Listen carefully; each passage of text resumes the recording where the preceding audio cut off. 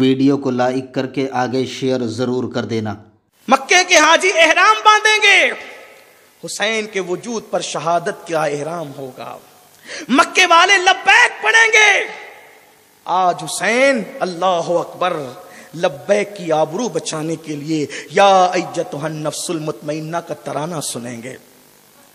اللہ اکبر، حاجی حج کر لے اور وہ قبول ہو جائے تو وہ اپنے خاندان کی شفاعت کرے گا، لیکن حسین اس قربانی اور حج اکبر کی طرف جا رہے ہیں، وہ تو قبول ہی ہونا ہے، اس کی وجہ سے ملت کا ایمان بچ جائے گا اور پوری ملت جنت کی راہ کی مسافر بن جائے گی، ملت کے اہل حق جنت کی راہ کے مسافر بن جائیں گے۔ ادھر امام عالی مقام 8 ذی الحجہ کو جو ہے وہ کعبۃ اللہ شریف چھوڑتے ہیں اور کوفہ کی طرف روانہ ہوتے ہیں۔ جس وقت یہ قافلہ آگے بڑھا، اب اس قافلے کی تعداد 82 ہو گئی تھی اور ایک روایت کے مطابق 145 ہو گئی تھی۔ یہ جو میں نے کہا نا تاریخ اختلافات ہے، کبھی کچھ لوگوں نے 82 لکھا، آگے ابھی اس کی بات آپ کو سمجھ میں آئے گی انشاءاللہ۔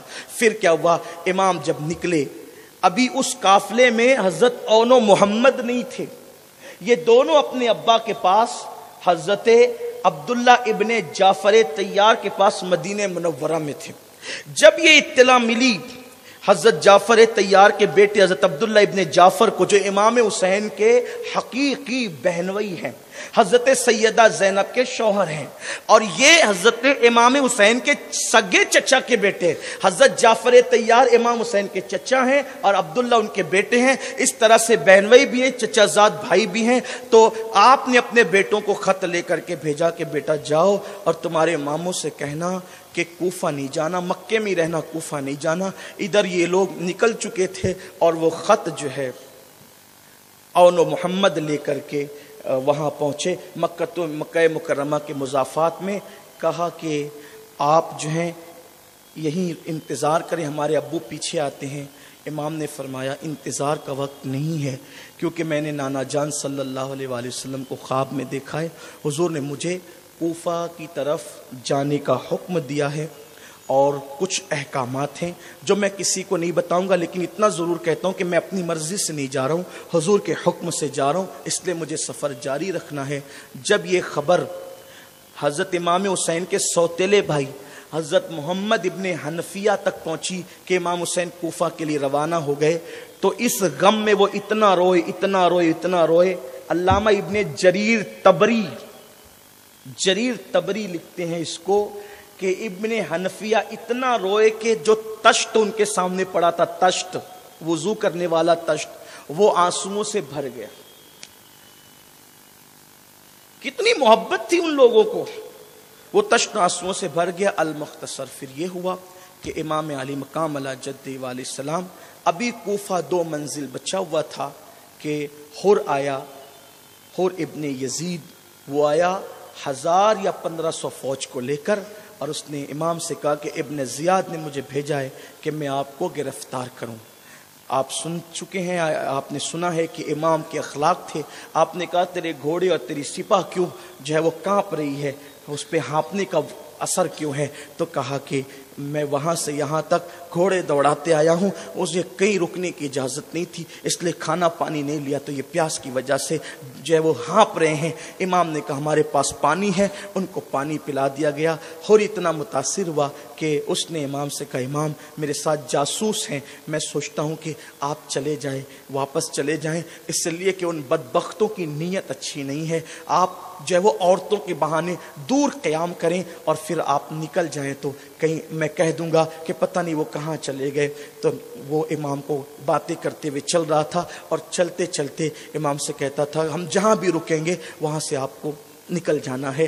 ایسے وہ کوفہ کے رستے سے سائیڈ میں امام کو لے کر کے آ گیا تاکہ کوفی فوج ادھر آ کر کے امام کو گرفتار نہ کر لے۔ لیکن جب وہاں وادی میں رکے تو وادی میں رکنے کے بعد کیا دیکھا کہ وہاں سے ایک عجیب بے چینی کی بو آ رہی ہے، عجیب بے چینی کی بو آتی ہے وہاں سے۔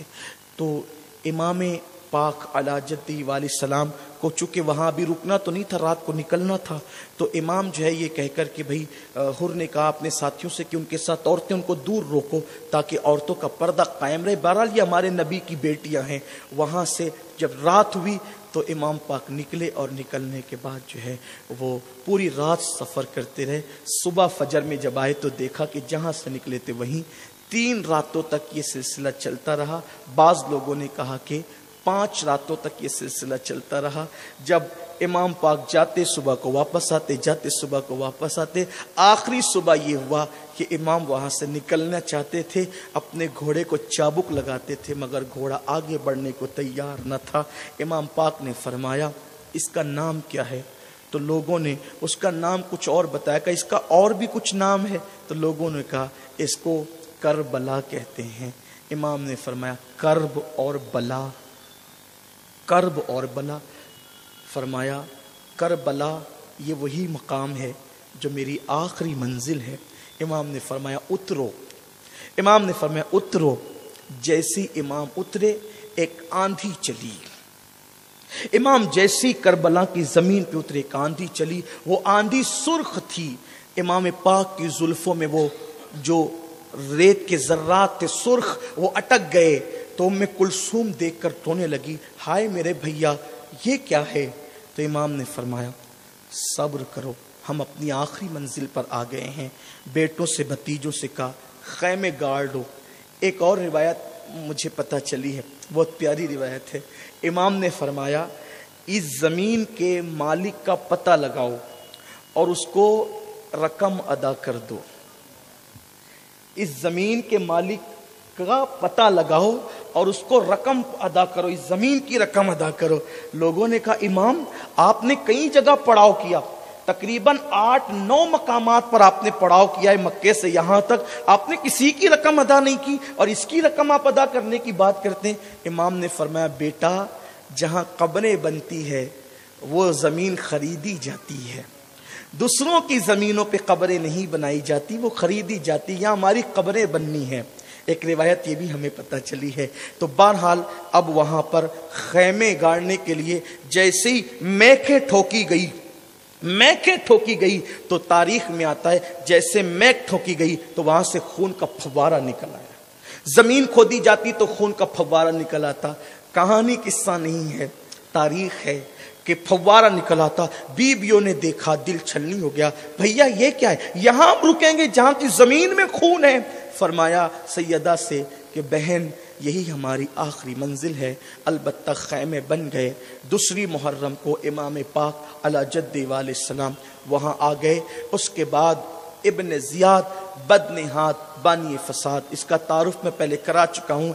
इसने तकरीबन कमोबेश 22,000 का लश्कर और एक तारीखी रिवायत के मुताबिक 30,000 का लश्कर जो है, 22 ज़्यादा मशहूर है लेकिन 30 भी आया है तारीख में, 22,000 या 30,000 का लश्कर इमाम पाक से लड़ने के लिए भेजा। आप सोच सकते हैं कि इनको भी किस कदर जब वो खौफ था। और वीडियो अगर अच्छा लगा हो तो लाइक करके आगे शेयर ज़रूर कर देना।